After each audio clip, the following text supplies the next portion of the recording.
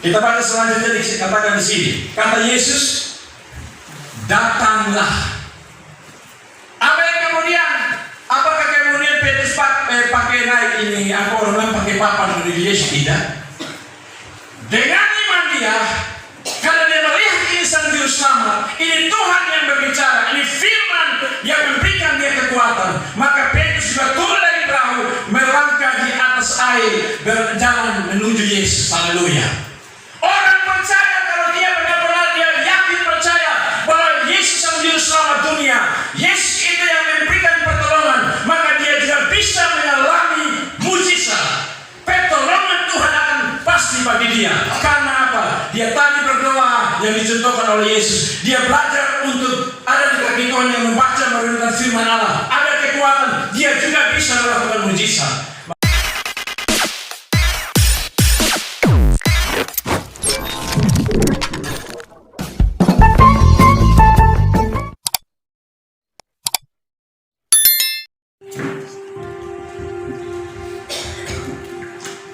Kita ada di hadapan hadirat Tuhan, haleluya. Dan kita terus merenungkan betapa baik kasih Tuhan bagi saya dan saudara, bahwa dia tetap ada seterus dan selamanya. Oleh Roh Kudus yang terus bekerja bagi saya dan saudara, untuk terus menikmati lawatan Tuhan dan pertolongan Tuhan. Tuhan tidak pernah ingkar janji. Dia tetap setia untuk menolong saya dan saudara. Dia memberikan pertolongan tepat pada waktunya bagi setiap anak-anak Tuhan yang terus berdoa dan berseru, mempersekutukan diri dengan Dia sang juru selamat dunia, Tuhan Yesus, sang anak Allah, Allah yang telah menjadi manusia. Haleluya. Kita berdoa, ya Tuhan Allah kami, Allah yang kami percaya di dalam nama Kristus Yesus Tuhan sang juru selamat dunia. Haleluya. Kami bersyukur Tuhan bahwa di malam KPI, pada malam yang kedua ini Tuhan, Engkau sedang menyatakan lawatan-Mu bagi setiap umat Tuhan, jemaat Tuhan di tempat ini, bagi seluruh umat yang ada di Raijua ini Tuhan. Terima kasih Tuhan atas lawatan Tuhan. Dan kami percaya inilah waktunya Tuhan, tahun masa penuaian bagi kerajaan Allah. Dan terima kasih Tuhan. Malam hari ini kami akan belajar firman Tuhan tentang pertolongan Tuhan tepat pada waktunya. Maka untuk itu Tuhan curahkan kuasa-Mu, biarlah semua yang ada di sini, bahkan yang baik di dalam bahkan di luar ruangan ini Tuhan, menikmati, merasakan akan lawatan Tuhan lewat Roh Kudus yang terus bekerja secara luar biasa, menyatakan firman Tuhan dengan tanda-tanda yang menyertai ya Tuhan. Terima kasih ya Allah. Hamba hanya sebagai alat untuk memberitakan dan menyampaikan. Selebihnya otoritas kedaulatan ada di dalam tangan Tuhan Yesus Kristus. Terima kasih Tuhan. Berfirmanlah karena kami sudah siap mendengar. Demi Kristus Yesus Tuhan kami berdoa. Haleluya. Yang percaya sama-sama katakan amin. Haleluya. Saya tadi mau lucu-lucu tapi sudah banyak yang lucu ya. Saya malam hari ini saya lihat luar biasa karena muncul orang-orang Raijua yang mulai hebat-hebat. Saudara kekasih Tuhan, kita baca firman Tuhan di dalam Injil Matius pasal 14. Injil Matius pasal 14 ayat yang ke-22 sampai dengan ayat yang ke-33 tentang Yesus berjalan di atas air. Injil Matius pasal 14 ayat 22 sampai dengan ayat yang ke-33. Sudah dapat toh? Baik, kita akan baca secara bergantian. Saya mulai dengan ayat yang genap. Yesus berjalan di atas air. Sesudah itu Yesus segera memerintahkan murid-muridnya naik ke perahu dan mendahuinya ke seberang. Sementara itu ia menyuruh orang banyak pulang. Dan setelah orang itu disuruhnya pulang, Yesus naik ke atas bukit untuk berdoa seorang diri. Ketika sudah malam, ia sendirian di situ. Perahu murid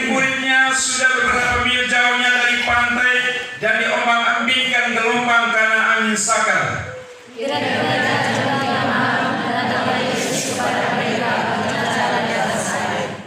Ketika murid-muridnya melihat dia berjalan di atas air, mereka terkejut dan berseru, "Itu hantu!"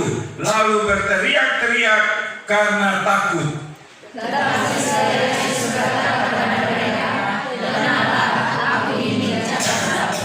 Lalu Petrus berseru dan menjawab dia, "Tuhan, apabila engkau itu, suruhlah aku datang kepadamu berjalan di atas air."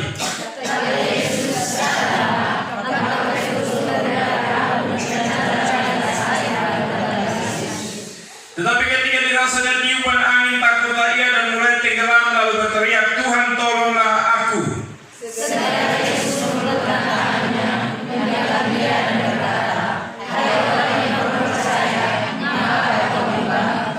Lalu mereka naik ke perahu dan angin pun redahlah.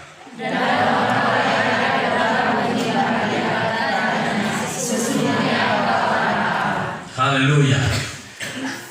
Bapak-bapak saudara semua, tadi saya kutip beberapa catatan penting daripada kesaksian. Bahkan tadi saya dengar itu lagu dari saudara saya ini luar biasa ya. Lagu orang Rajua, suara-suara orang Rajua ternyata enak didengar. Manis sama dengan apa kemarin saya bilang apa? Orang Alor hitam manis ya. Haleluya. Dan saudara kekasih Tuhan, di sini ada catatan tadi saya katakan tadi lewat kesaksian tadi. Ibu tadi punya kesaksian dengan bapak tadi, suatu pasangan yang luar biasa. Satu doa yang dilakukan itu sesuatu hal yang sangat luar biasa. Yang ini contoh yang Tuhan Yesus angkat di sini. Ketika situasi yang ada, orang kadang-kadang lupa berdoa. Orang kadang-kadang menyampaikan tentang doa. Orang kadang-kadang malas ataupun mungkin karena alasan capek dan lain sebagainya, atau karena kesibukan dia lupa berdoa. Padahal kalau kita belajar tentang kisah bagaimana Tuhan Yesus berjalan di atas air, dia menunjukkan bahwa pentingnya berdoa supaya pada saat menghadapi tantangan dan persoalan jangan pindah kepada ataupun beranjak daripada iman atau lari kepada suatu tempat yang lain, tetapi bagaimana supaya dia memiliki kekuatan, karena doa itu memberi dia kekuatan. Saudara kekasih Tuhan, maka yang pertama di sini tadi yang salah satu hal yang saya angkat daripada pergumulan ibu tadi, ini menyangkut jodoh ya. Jodoh lebih kurang tadi berapa tahun? 22 tahun ya? 20 tahun ya? Dapat jodoh kok? 22 tahun. 22 tahun. Ini suatu pergumulan, saudara. Kadang-kadang ketemu beliau begini. Saya kalau ikut Tuhan, bilang Tuhan Yesus itu luar biasa, pemilik sumber mujizat, Tuhan yang hidup dan berkuasa. Tapi kenapa saya punya doa tadi, saya pilih tadi 22 tahun baru saya dapat jodoh. Ini sebuah proses yang kadang-kadang kita mau supaya kalau bisa Tuhan buat ini segera jadi. Bim salah bim jadi. Tuhan tidak pernah ajar anak-anak Tuhan, kalau ikut Tuhan bagaikan jalan tol. Tuhan tidak ajar begitu. Tapi suatu proses. Sejauh mana kita mau ikut dalam persekutuan dengan Tuhan, berdoa dengan Tuhan, itu yang penting. Maka di sini contoh yang Yesus ambil di sini. Setelah mujizat 5.000 lebih orang mengalami mujizat karena hanya lewat 5 roti dan 2 ekor ikan. Mujizat terjadi, maka di situ Yesus tidak menunjukkan suatu diri euforia ataupun senang. Tapi dia meminta kepada murid-muridnya duluan ke seberang. Orang banyak pulang. Dan ayat yang tadi, ayat yang 23 dikatakan, dan setelah orang banyak itu disuruhnya pulang, Yesus naik ke perahu, Yesus naik ke atas bukit untuk berdoa seorang diri. Ketika hari sudah malam, ia sendirian di situ. Bagaimana saudara kasih Tuhan? Kalau saudara dan saya merenungkan bagian titik firman Tuhan ini, saya secara seorang hamba Tuhan, saya merasa sedih. Kenapa? Yesus sangat peduli terhadap orang yang dikasihi atau murid-murid. Dia menunjukkan dirinya sebagai pemimpin yang bertanggung jawab, orang yang benar-benar peduli terhadap orang lain. Makanya di sini dia tahu bahwa ada suatu masalah persoalan di depan. Dia tahu ada badai dan gelombang di depan. Dia tahu ada tantangan yang akan dihadapi orang-orang percaya oleh para murid, sehingga dia mengambil waktu jeda tertentu. Dia membangun suatu mesbah doa untuk para muridnya dan mengucap syukur atas kejadian terjadi dan mengucap kembali. Ini yang kadang-kadang kau lupa. Banyak orang yang kemudian saya sering katakan di mana orang kadang-kadang lupa bahwa oleh karena orang-orang yang dibawanya itu membuat dia menjadi sukses, membuat dia menjadi berhasil. Orang lupa, pemimpin lupa untuk berdoa bagi orang-orang ataupun orang di bawahnya. Ini yang Yesus lakukan. Dia berdoa supaya bagaimana mereka dikuatkan, bagaimana mereka menghadapi tantangan dan beban persoalan. Ini yang Yesus lakukan dan berdoa supaya terjadi perlindungan bagi para murid. Saudara, ini ada perbedaan di sini. Bagaimana para murid itu menganggap mungkin sepele, karena mungkin capek mereka melayani 5.000 lebih orang. Mungkin karena juga terlalu bersenang karena lihat perkara mujizat. Kan ada Yesus, ada Tuhan, tidak perlu berdoa. Ini perbedaan, saudara. Tapi apa yang terjadi pada saat situasi mereka hadapi suatu kemelut tantangan yang besar karena badai gelombang ini, maka disitulah ternyata mereka mengalami kegoncangan yang sangat dahsyat. Ini perbedaan, saudara. Beda dengan orang yang rajin berdoa, orang yang rajin bersekutu, orang yang rajin mengandalkan ataupun dekat dengan Tuhan, maka akan berbeda pada saat masalah persoalan.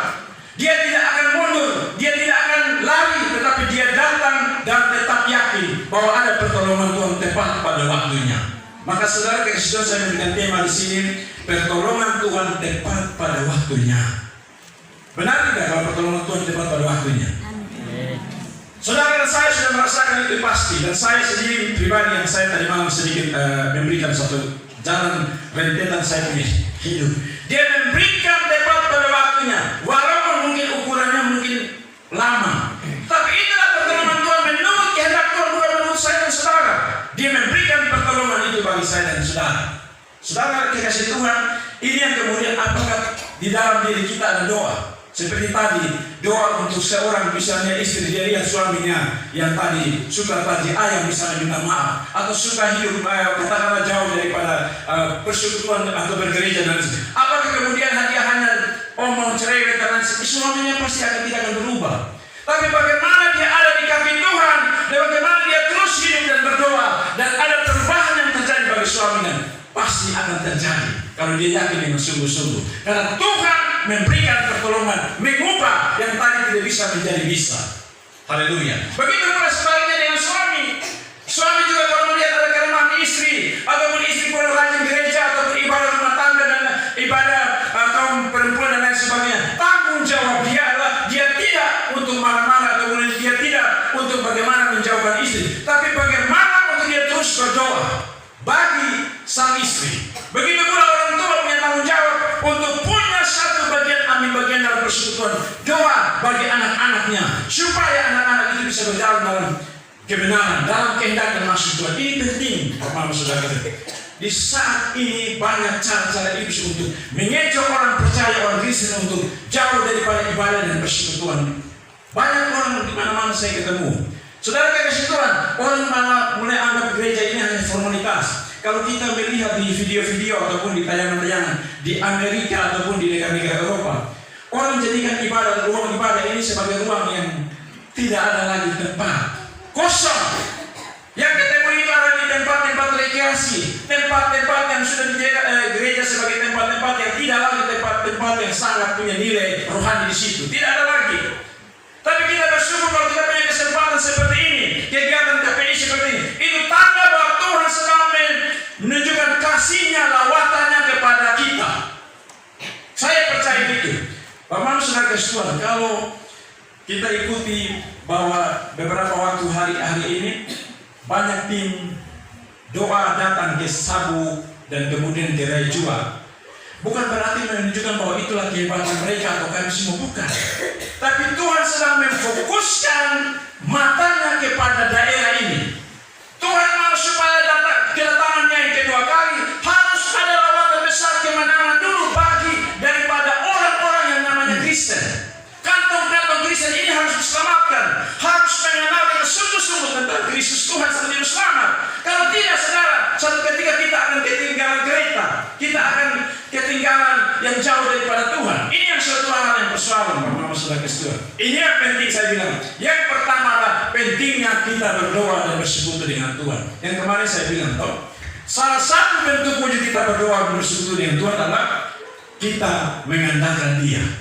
Tapi kalau potong sudah tidak rajin berdoa, pemuda sudah tidak rajin ikut dalam kegiatan pemuda, perempuan sudah tidak ikut lagi di punya kegiatan ibadah perempuan, kaum bapak juga tidak lagi ikut kaum bapak punya. Ini menunjukkan bahwa apa? Dia tidak mengandalkan Tuhan. Dia tidak menghargai tentang salib Tuhan. Dia tidak menghargai tentang pengorbanan Tuhan. Ini yang kemudian menjadi cara iblis untuk membuat orang-orang yang kemudian jauh daripada hadirat Tuhan. Bapak saudara, itu yang poin yang pertama yang saya mau katakan di sini. Dan doa-doa ini sebenarnya hanya sederhana. Yang tadi saya bilang dari contoh yang tadi. Doa ini hanya sederhana. Tetapi kalau doa dengan sungguh-sungguh, kan dalam mana Yakobus berapa? 5 ayat 16b ya. Doa orang benar kalau dengan yakin didoakan sangat besar kuasanya. Walaupun doa itu hanya sederhana. Contoh yang tadi malam saya kasih contoh, misalnya Paimon. Dia punya doa hanya sederhana, tetapi doa itu dengan kebenaran di dalam dirinya, dengan keyakinan, maka akan terjadi perubahan yang luar biasa. Saudara kasih Tuhan, ada satu cerita kisah begini. Satu ketika di Sikumana ya, di ada satu tempat Sikumana itu orang bersyukur berdoa. Dan kebetulan itu orang Alor. Jadi dia punya anak-anak juga ikut persekutuan doa begini. Dan ada seorang bapak yang mengalami cengkeraman, diserang katanya kuasa gelap dari Alor sana, katanya Alor, bukan dari Saburi juga sini. Iya. Orang Saburi itu sebenarnya. Haleluya. Dan saudara kasih Tuhan, kemudian diletakkan bapak ini di sini. Dan anak-anak dan bapak ini mulai berdoa sama-sama. Jadi kan anak-anak ini orang dekat dengan bapaknya, mamanya yang suka rajin berdoa. Jadi pada saat mereka berdoa bagi si orang yang kerasukan setan ini, yang diserang oleh kuasa gelap, maka kemudian si bapak mulai berdoa. Orang Alor nih kalau berdoa tuh berdoa. Bapa di surga, terpuji namamu. Maka pada saat ini orang yang dirasukan oleh kuasa setan ini, kami tolak, kami hancurkan segala kuasa iblis itu. Anak-anak yang tadi kecil-kecil begini ikut rame-rame, hancurkan saja. Bapak doa lagi karena dia tetap punya anak-anak punya kata-kata ini. Dalam nama Yesus kami hancurkan segala kuasa-kuasa iblis itu. Anak-anak bilang begini, hancurkan saja. Bapak terganggu, dia sempat tempelin ini anak. Saya bilang, Bapak, jangan tempelin itu anak. Dia sudah betul. Dia sebagai seorang anak yang punya cara doa yang berbeda. Kemudian minta ampun dan kemudian anak ini sama-sama berdoa. Dalam nama Tuhan Yesus kami hancurkan kuasa iblis ini. Anak-anak bilang tetap hancurkan saja. Apa yang terjadi? Mujizat terjadi, Bapak ini terbebas daripada ikatan kuasa kegelapan. Itu hanya sepele kecil, anak-anak yang dengan doa yang hanya orang bilang doa jatuh bangun. Tetapi di sini ada kebenaran, di sini ada keyakinan, maka terjadi perkara mujizat. Ini Bapak saudara kasih Tuhan. Yang cerita kisah ini kita lanjut seterusnya. Dan setelah terjadi peristiwa satu kejadian ini di mana Tuhan lihat dari jauh, Yesus lihat dari jauh bahwa ada suatu persoalan besar yang terjadi bagi para murid, digoncangkan yang begitu luar biasa, angin sakal yang luar biasa. Kalau kita membaca secara paralel di beberapa itu di Markus dan Yohanes, itu ada jelas di situ jaraknya sekian mil. Jadi perhitungannya 1600 kali 2 dan seterusnya. Itu jarak pandang manusia. Kalau saya baca di sini, itu secara manusia, apakah kemudian pada waktu itu kejadiannya bulan purnama, melihat kondisi atau Yesus di bukit dan dia melihat begini, atau dia bisa melihat ini goncangan terjadi? Saya yakin tidak. Tetapi di sini bahwa menunjukkan bahwa di saat situasi yang jauh itu Yesus sangat tahu. Dia menunjukkan dirinya sebagai manusia murni, tetapi Allah itu ada di dalam dirinya. Dia tahu ada suatu persoalan di sana. Maka di sini Alkitab mencatat bahwa jam 3 dini hari dia datang di situasi itu. Jam 3 dini hari dia datang di situasi itu. Ini memang yang menunjukkan kepada kita begini. Kenapa jam 3 di situasi itu jam 3 dini hari dan kemudian pada saat situasi demikian? Saya coba mempelajari, coba merenungkan semua di sini. Bahwa jam 3 dini hari itu kalau situasi terjadi goncangan ataupun yang tadi gelombang angin sakal, siapa yang bisa memberikan pertolongan? Dalam keadaan sunyi, sepi, di saat badai dan itu siapa yang bisa memberikan pertolongan? Tidak ada. Tidak ada yang bisa memberikan pertolongan. Karena mungkin orang juga masing-masing mungkin sudah tidur pada jam 3 dini hari dan lain sebagainya. Tapi disinilah menunjukkan di sini bahwa apa? Yesus datang dan dia memberikan pertolongan di saat tidak ada sesuatu yang memberikan pertolongan. Di saat situasi di mana orang tidak berdaya, dia datang memberikan pertolongan. Itulah tepat pada waktu, pada saat saya dan saudara mengalami situasi yang demikian. Tapi kemudian Bapak saudara kesentuhan, apa yang situasi? Cara Tuhan bekerja berbeda dengan cara saya dan saudara atau manusia itu punya cara pandang. Berbeda di sini. Yesus datang yang situasi itu dia hadir dengan caranya dia menunjukkan bahwa masalah itu ada di bawah dia punya telapak kaki. Masalah itu ada di bawah kaki dia. Dia datang berjalan di atas air. Ini suatu perkara mujizat yang dicatat oleh sejarah, oleh Alkitab, menunjukkan bahwa dia adalah Allah Tuhan Sang Pencipta langit dan bumi. Laut, gelora, semua tunduk dan takut kepada dia. Dia datang kepada masalah persoalan ini. Tapi yang persoalannya pada situasi itu, orang mulai yang tadi para murid melihat ini kan, Yesus ini kan hanya mungkin pandangan mereka. Yesus ini yang hanya bisa mungkin memberi makan 5.000 orang dengan yang tadi itu yang segala. Tapi belum pernah melihat Yesus ini berjalan di atas air. Atau juga karena mereka punya hati ini belum berubah, belum dalam pertobatan yang sungguh-sungguh, sehingga ini masih tertutup, sehingga tidak melihat hal-hal besar yang sudah terjadi. Mereka punya cara pandang ini masih hanya pandangan menurut cara mereka, sehingga mereka belum melihat di sini ada sesuatu hal di dalam diri Yesus. Dialah Tuhan, dia adalah Allah dasar juru selamat yang memberikan pertolongan. Sehingga satu saat di saat peristiwa ini mereka melihat ini, mereka bilang ini hantu. Teriak. Saudara kasih Tuhan, coba bayangkan dalam situasi yang demikian muncul seorang yang datang berjalan di atas air, pasti orang akan yang sama terjadi. Ini hantu. Saya mau tanya kepada kita, percaya Yesus yang sungguh-sungguh? Percaya pada Yesus? Yakin? Yakin. Yakin ya. Tapi kenapa kalau ketemu lewat pohon besar takut? Siapa yang takut? Padahal ini menyanyi lagu sekolah minggu dan apa? Dalam nama Yesus, dalam nama Yesus. Lewat di pohon besar, mulai lu duluan sah. Lu duluan. Ini merasa penerimaan mah. Kau bilang anak Tuhan. Kau bilang orang Kristen, kau bilang seorang misalnya majelis, tapi kau takut Tuhan, takut setan. Ini satu persoalan. Ada satu cerita di Momere ya. Sudah ada pergi di Momere, gereja di Mitofan Momere. Sudah ada ya? Saya lihat semua ada. Di gereja di Mitofan Momere itu bagian sebelah utara itu ada pohon besar. Iya betul. Pohon beringin ya. Ada satu teman majelis yang sekarang dia sudah kembali di Batak sana. Satu ketika kami acara mete-mete jam sudah sampai jam 12 malam dia rasa lapar. Dan dia ini ceritanya dijuluki majelis takut setan. Padahal pegang Alkitab, dimanapun dia mesti taruh Alkitab. Dia kerja di kantor dia bawa Alkitab. Kemudian dia kalau gereja itu duduk paling depan, tidak pernah duduk di belakang. Karena iman dia. Tapi kemudian dari saat situasi ini takut setan.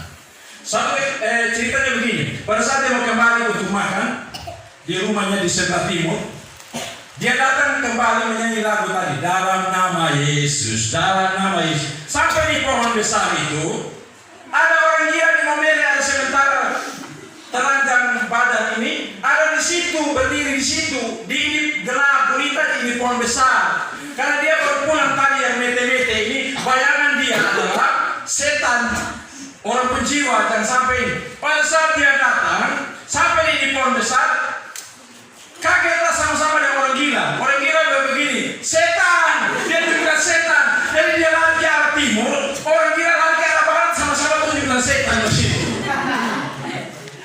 Ini katanya majelis, pegang Alkitab, layani Tuhan, khotbahnya luar biasa, tapi tetap takut setan. Di sini tidak takut setan ya? Saudara, puji Tuhan, haleluya. kita jalan malam-malam. Saudara kasih Tuhan, ini yang situasi ini yang kemudian yang membuat. Oleh kenapa tadi? Mereka tadi tidak belajar untuk berdoa seperti Tuhan. Mereka tidak mengikuti contoh apa yang Tuhan Yesus berdoa untuk supaya kita terus memperoleh kekuatan, memperoleh suatu hal kepemimpinan. Ini yang kemudian di sini, yang merubah di sini kemudian, yang mereka mendapat pertolongan tepat pada waktunya adalah mulai berubah di sini. Oleh karena apa? Ada sesuatu hal yang membuat mereka boleh memperoleh semacam sesuatu semangat untuk melihat akan situasi masalah ini. Kita temukan di sini. Ketika murid-muridnya melihat dia berjalan di atas air, mereka terkejut dan berseru itu hantu. Lalu berteriak-teriak karena takut. Tetapi segera Yesus berkata kepada mereka, tenanglah, aku ini, jangan takut. Haleluya. Ini perkataan Yesus hanya beberapa kata, tapi ini adalah satu firman yang memberikan kekuatan, firman yang memberikan satu hal yang luar biasa, yang membuka satu situasi yang tadinya mereka hanya berpikir ini hantu, ini setan, dan bayangan mereka yang buruk, tapi berubah dalam tempo singkat. Salah satu adalah Petrus yang merespon ini. Dia melihat situasi karena ada perkataan bahwa ini aku, tenanglah, jangan takut, ini aku. Yesus hadir di situ. Dia tunjukkan dirinya yang tadinya di sana dia berdoa secara manusia, tapi dia hadir di sini sebagai pribadi yang memiliki kuasa baik di bumi bahkan di surga. Bahkan dia tunjukkan di sini. Dia hadir di sini dan Petrus mulai merespon di sini. Kalimat kata ini yang merubah hidup dia. Bapak saudara kasih Tuhan, membaca, merenungkan firman Tuhan itu sangat penting. Kau Messi sudah punya kemajuan teknologi yang luar biasa. Ada HP itu, ada Alkitab, ada di dalamnya ada Alkitab. Kenapa tidak ambil banyak satu waktu beberapa menit untuk kita membaca? Cenderung orang ini hati-hati, orang muda perhatikan ini. Banyak orang cenderung untuk senantiasa lebih membuka karena beda tipis. Di sini ada Alkitab, di sini juga ada hal-hal yang bersifat situs-situs porno. Ini banyak orang terjerumus di dalamnya. Padahal ini kesempatan dia punya ruang untuk baca Alkitab. Renungkan supaya lewat itu ada satu kekuatan yang merubah. Yang tadi doa itu, kemudian datang firman Allah. Itu penting. Baca sejenak untuk membuka ini HP, baca ini.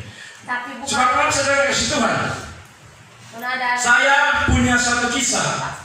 Saya ini kuliah di salah satu universitas di Momere.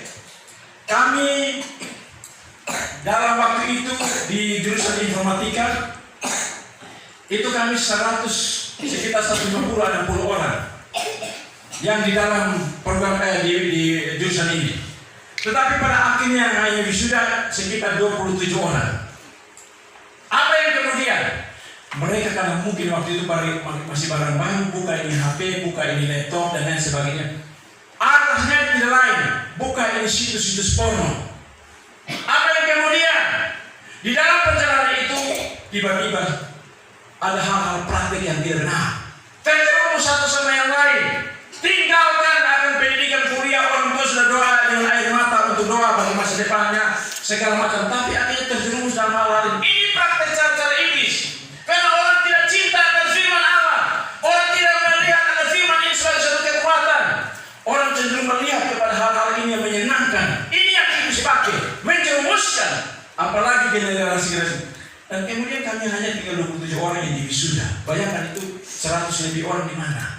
Ini persoalan pertama, saudara. Maka saya akan pergunakan contohnya teknologi sebaik mungkin. Ini ada HP kita, batas tidak perlu banyak-banyak. 1-2 kata ataupun ayat itu memuatkan, menuntun, membimbing kita untuk kita hidup berkenan di hadapan Tuhan. Inilah kembali saya berkata, Petrus merespon kalimat ini. Petrus mulai merasakan ada getaran kekuatan firman yang berkekuatan. Injil yang memberikan kekuatan bagi dia. Dan kemudian kita baca di sini, respon Petrus. Lalu Petrus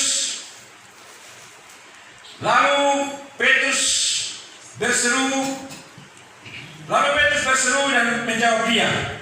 Kita perhatikan baik-baik. Tuhan, apabila engkau itu, suruhlah aku datang kepadamu berjalan di atas air. Haleluya.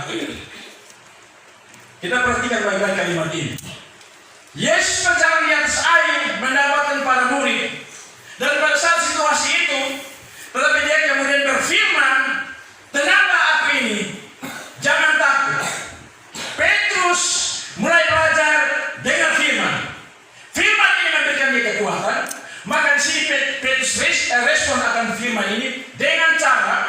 dia mulai mengambil suatu tindakan. Karena iman dia timbul dari mendengarkan firman Tuhan.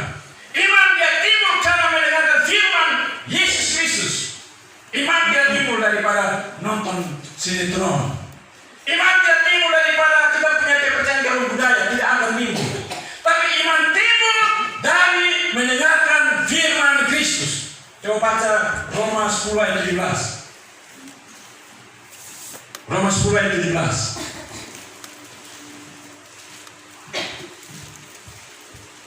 Saya baca. Jadi iman timbul dari pendengaran dan pendengaran oleh firman Kristus. Haleluya. Iman saya timbul bukan dari yang lain, tapi daripada saya membaca merenungkan firman, iman saya timbul di situ. Iman memberikan saya kekuatan. Inilah yang Petrus belajar di sini mulai. Yang tadi goncang, takut, gelisah dan lain sebagainya, takut mati dan lain sebagainya. Tapi dia dengarkan firman tadi, tenanglah, aku ini, jangan takut. Maka disinilah dia mulai timbul akan iman dia di sini. Maka kemudian tadi dia begini. Dia katakan tadi, lalu Petrus berseru dan menjawab, diam Tuhan, apabila engkau itu, suruhlah aku datang kepadamu berjalan di atas air. Kalau itu engkau Tuhan, suruhlah saya Petrus ini berjalan di atas air. Makanya apa yang kemudian di sini? Kita baca selanjutnya dikatakan di sini. Kata Yesus, datanglah. Apa yang kemudian? Apakah kemudian Petrus pakai naik ini? Apa orang bilang pakai papan menuju Yesus? Tidak. Dengan iman dia, karena dia melihat ini sang juru selamat, ini Tuhan yang berbicara, ini firman yang memberikan dia kekuatan, maka Petrus juga turun dari perahu, melangkah di atas air, berjalan menuju Yesus. Haleluya. Orang percaya kalau dia benar-benar dia yakin percaya bahwa Yesus sang juru selamat dunia, Yesus itu yang memberikan pertolongan, maka dia juga bisa mengalami mujizat. Pertolongan Tuhan akan pasti bagi dia. Karena apa? Dia tadi berdoa yang dicontohkan oleh Yesus. Dia belajar untuk ada di kaki Tuhan yang membaca merenungkan firman Allah. Ada kekuatan. Dia juga bisa melakukan mujizat. Maka Petrus ini juga boleh dikatakan dia juga berjalan di atas air. Dan kita mencatat di sini bahwa kata Yesus datanglah, maka Petrus turun dari perahu dan berjalan di atas air mendapatkan Yesus. Haleluya.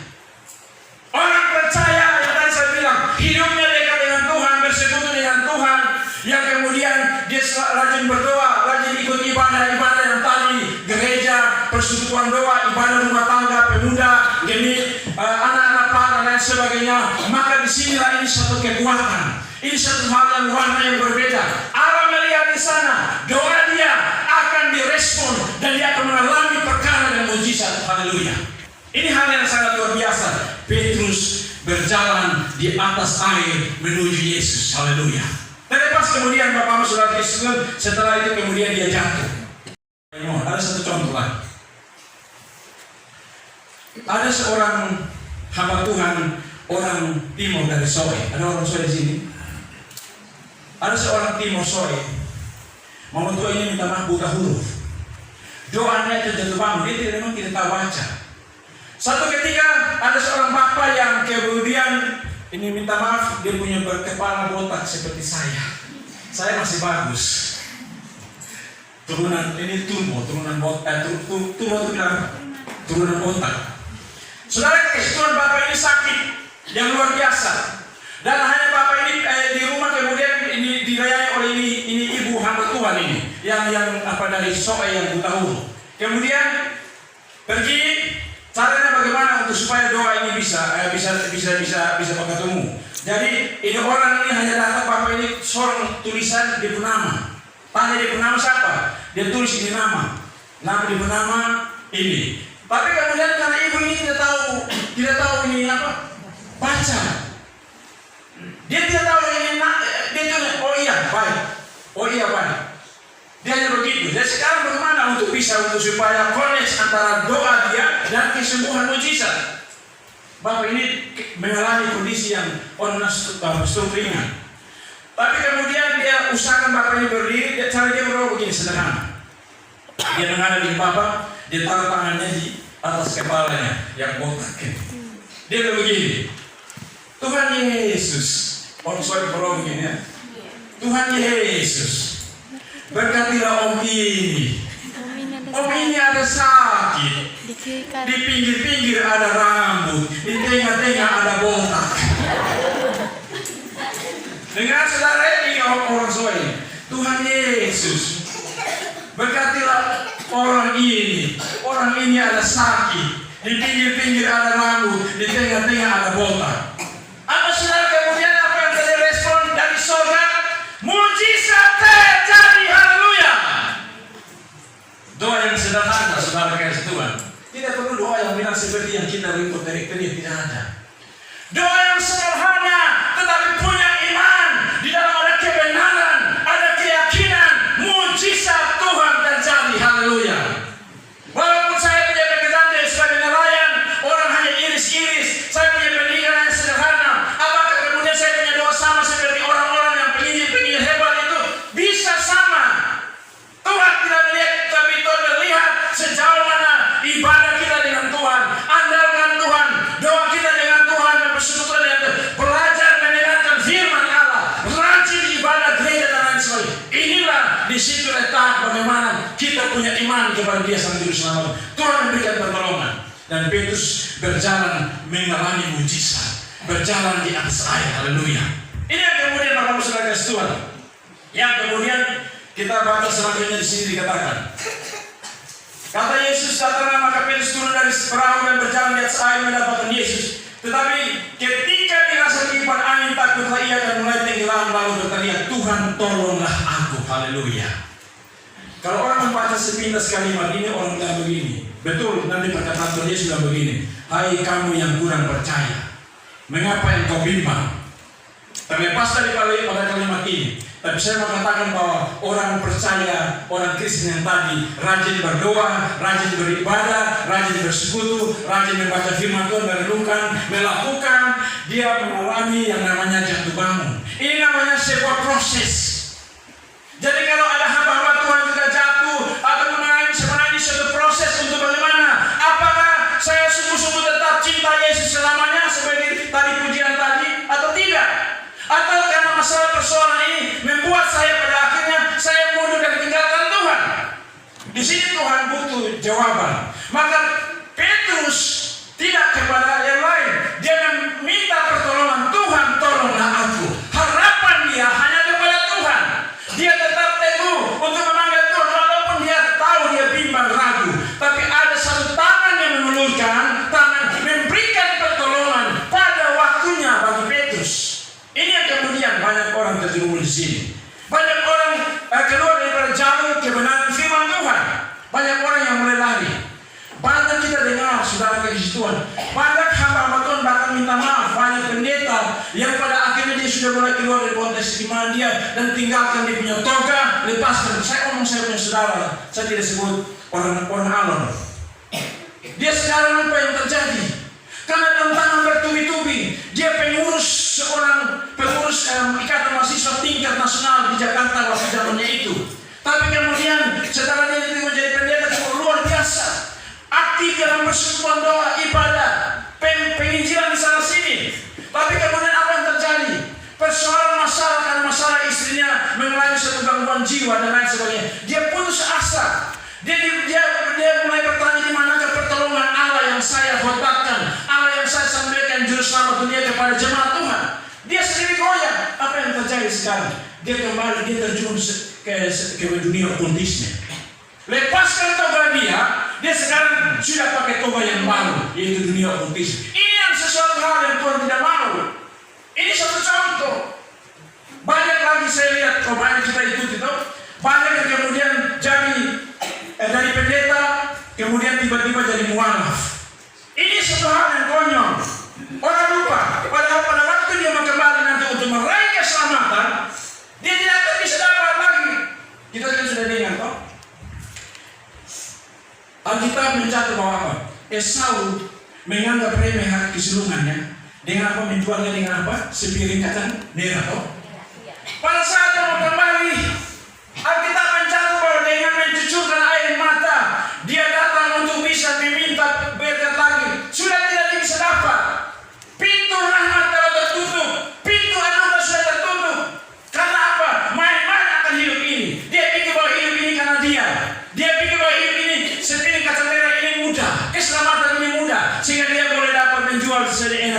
kembali dengan mencurahnya tidak akan bisa.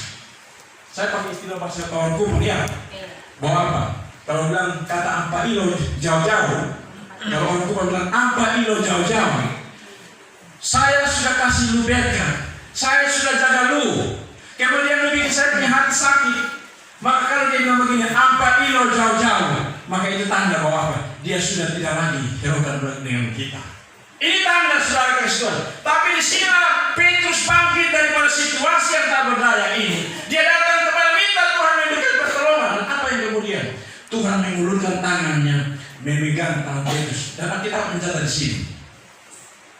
Sekarang Yesus mengulurkan tangannya, memegang dia dan berkata, hai orang yang kurang percaya, mengapa engkau bimbang? Ayat yang ke-32.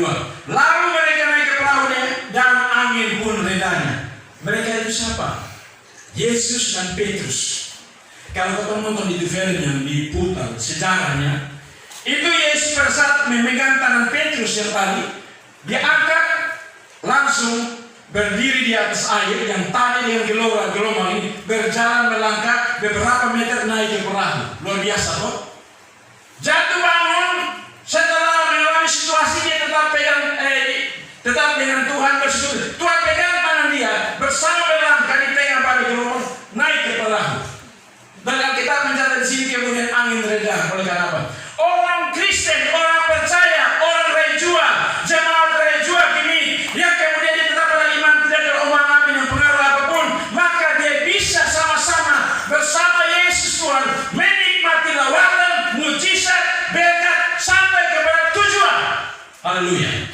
Yang saya sering katakan begini, jangan terpengaruh dengan situasi datang, dengan orang datang dalam begini. Dia punya segala macam bentuk pola-pola pengajaran-pengajaran ini yang baik dan betul. Kita sudah dijamin, sudah memiliki iman yang sama, yang satu, yaitu Yesus Tuhan yang selamat. Jangan terpengaruh sana sini. Ini menjerumuskan, menyesatkan. Sekalipun dia itu hamba Tuhan kaliber, tetapi ingat bahwa kita punya iman yang sama. Cara model kita beribadah berbeda, tetapi tujuan satu, Tuhan Yesus yang disalibkan itu, yang dibangkitkan itu, yang naik ke surga dan mencurahkan roh yang sama itu, Roh Kudus. Itu juga dialami oleh orang demi. Haleluya. Maka kita harus tahu itu. Terakhir Om sudah kasih Tuhan. Kemarin sedang saya KPI beberapa, kemudian ada tanggapan dari beberapa orang dari Sabu, Seba sana, orang Alor tapi dia punya. Kemudian begini, dia mungkin pengaruh dengan isu-isu yang hari-hari ini. Kemudian dia punya statement yang begini, ternyata orang Gibi juga bisa buat KPI dan KKR ya. Ternyata orang Gibi juga bisa melakukan perkara-perkara besar ya. Ternyata orang Gibi juga bisa menghadirkan Roh Kudus, manifestasi Roh Kudus, melakukan kesembuhan dan mujizat. Terlalu bisa dan bisa itu. Tuhan tidak pandang dari gereja mana. Dia tidak pandang orang bilang Gibi ini suami-suami. Tidak, itu semua Tuhan berikan anugerah dan kasih karunia. Haleluya. Itu yang luar biasa. Bapak saudara kasih, saya tidak akan panjang lebar, tapi di sinilah kemudian apa? Yang tadi kita harus rajin terus berdoa, mempersekutukan diri dengan Tuhan, hidup terus belajar akan menurunkan firman Tuhan, bangun mesbah doa dengan Tuhan, melakukan firman Tuhan, hidup di dalam pertobatan, ketulusan, hidup terus dalam persekutuan dengan Tuhan, maka kita akan mendapat pertolongan Tuhan pada tiap indah pada waktunya. Dia memberikan pertolongan dan kita akan sama-sama sampai kepada tujuan. Baik, kita ada di hadapan hadirat Tuhan. Kita menyanyi satu pujian. Ku mau cinta Yesus selamanya. Haleluya.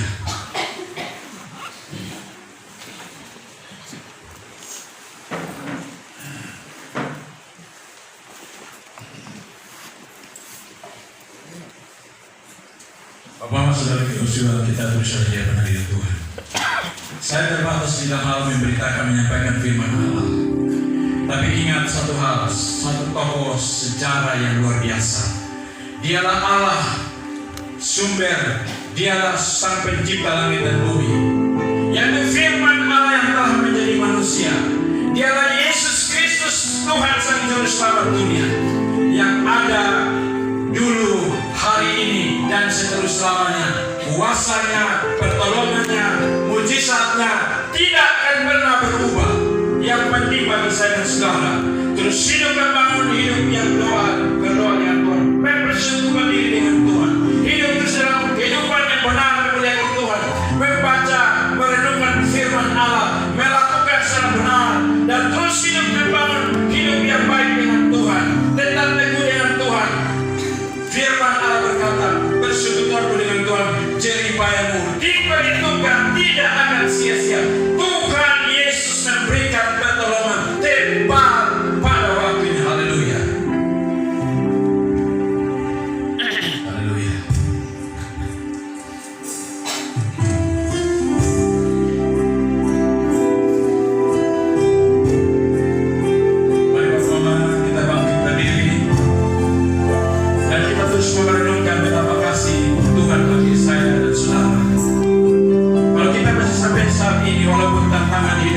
persoalan hidup beban, hidup sakit penyakit apapun, ataupun situasi yang sedang kita hadapi pribadi, rumah tangga, gereja, persekutuan kita.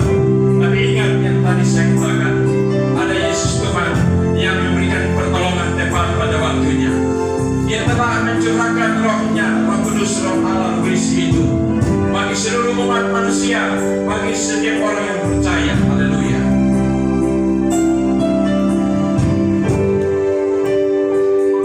Terus ada di dalam hal itu. Kalau malam hari ini saya dan saudara datang karena Anda punya beban dan persoalan, ingat kalau Yesus saja bisa menghentikan geloran laut dan angin sakar. Terlalu mudah untuk Dia pulihkan hatimu, terlalu mudah untuk Dia melepaskan beban hidupmu. Datanglah kepada Dia, Yesus yang juru selamat itu. Datang dan terus beriman kepada Dia, jangan kepada yang lain. Datang bahwa ini Tuhan, ini masalah saya, ini masalah hamba-Mu, dan Tuhan pasti pulihkan saudara. Roh Kudus sedang bekerja melawat saya dan saudara, baik di dalam bahkan di luar sana.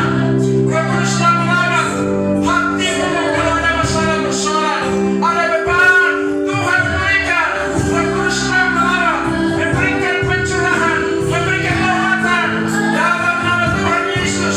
Biar semua merasakan ada kasih pemulihan kembalinya saudara dari tempat ini menjadi berkat yang orang-orang yang dipulihkan, orang-orang yang diselamatkan, orang-orang yang telah melihat, menikmati rawatan Tuhan yang besar.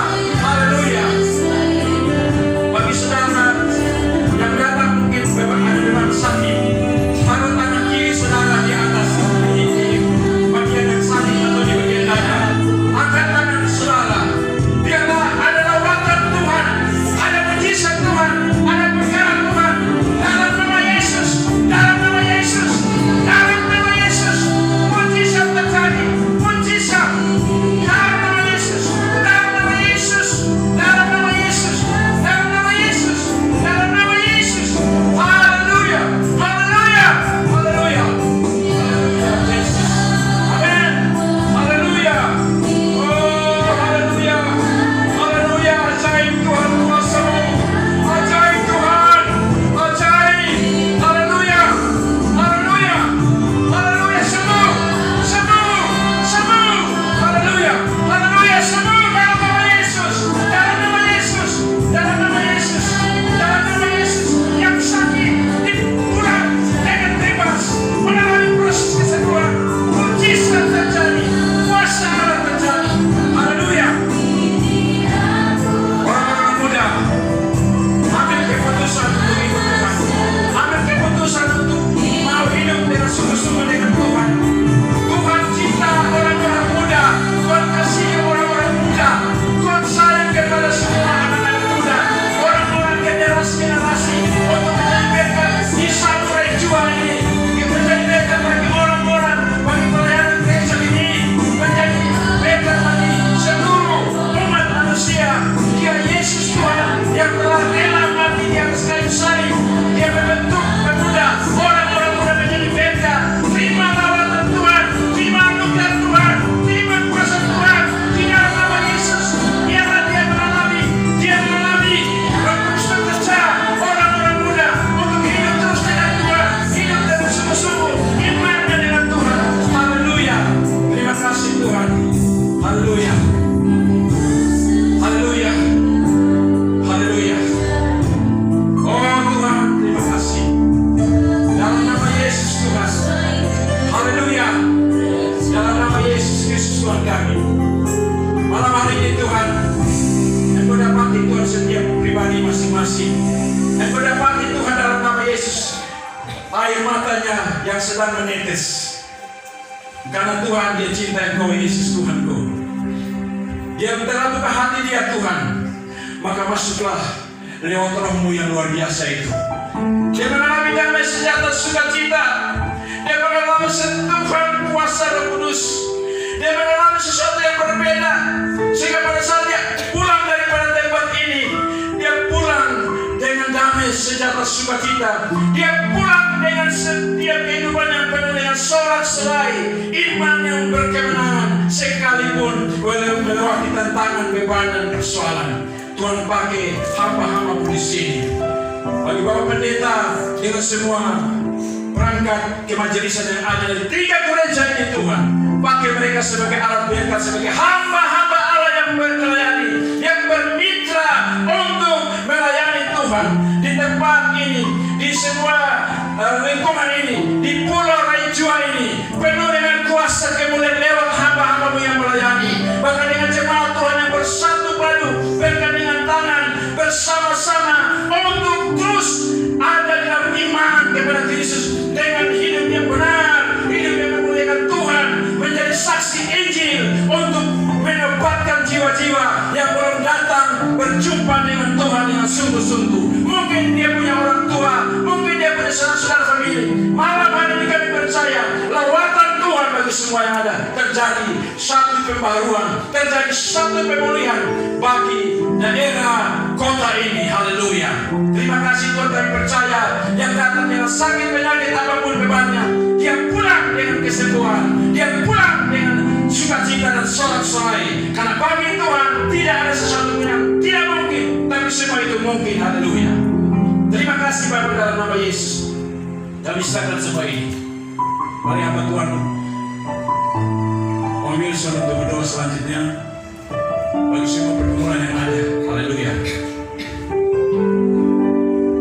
Untuk saudara di dalam doa, terima kasih Tuhan. Kami ucap syukur buat kami hari yang kedua pada malam hari ini. Kami percaya Bapa di surga kami menjadi orang-orang diberkati. Biar Bapa di surga berkat yang kami terima dari tempat ini Tuhan, kami akan pulang dan membawa berkat itu untuk kami jadi berkat bagi banyak orang. Terima kasih Tuhan, hamba-Mu Engkau telah pakai menjadi seluruh berkat-Mu bagi kami pada malam hari ini. Tuhan berkati hamba-Mu Tuhan, Tuhan urapi penuhi hamba-Mu dan roh pakai hamba-Mu semakin dasar Tuhan dalam pelayanan selanjutnya Bapa di surga. Biarlah pelayanan ini Tuhan ada banyak jiwa yang kami tuai bagi hormat dan kemuliaan bagi nama-Mu. Terima kasih banyak Bapa di surga, ketika kami datang ke tempat ini Tuhan, kami akan pulang menjadi orang-orang diberkati. Terima kasih banyak Tuhan Yesus yang baik. Mungkin malam hari ini Bapa di surga kami datang dengan persoalan masalah, beban Bapa di surga, kami akan pulang menjadi orang-orang yang berkemenangan di dalam Tuhan. Terima kasih banyak Bapa di surga.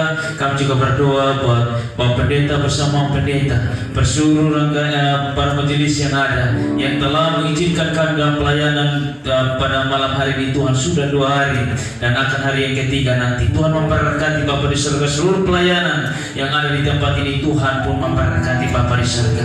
Terima kasih banyak Tuhan Yesus yang baik. Sebentar kami akan memberikan persembahan syukur kami Tuhan. Tuhan memberkati, Tuhan kuduskan Tuhan bagi pelebaran pekerjaan Tuhan di muka bumi ini, terkhususnya pelayanan di jemaat eklesia pada hamba ini Tuhan. Tuhan Yesus memberkati setiap datang yang memberi, Tuhan pun memberkati. Bahkan kami belum sempat untuk memberi, Tuhan memberkati pun Bapa di surga. Terpujilah nama-Mu ya Tuhan.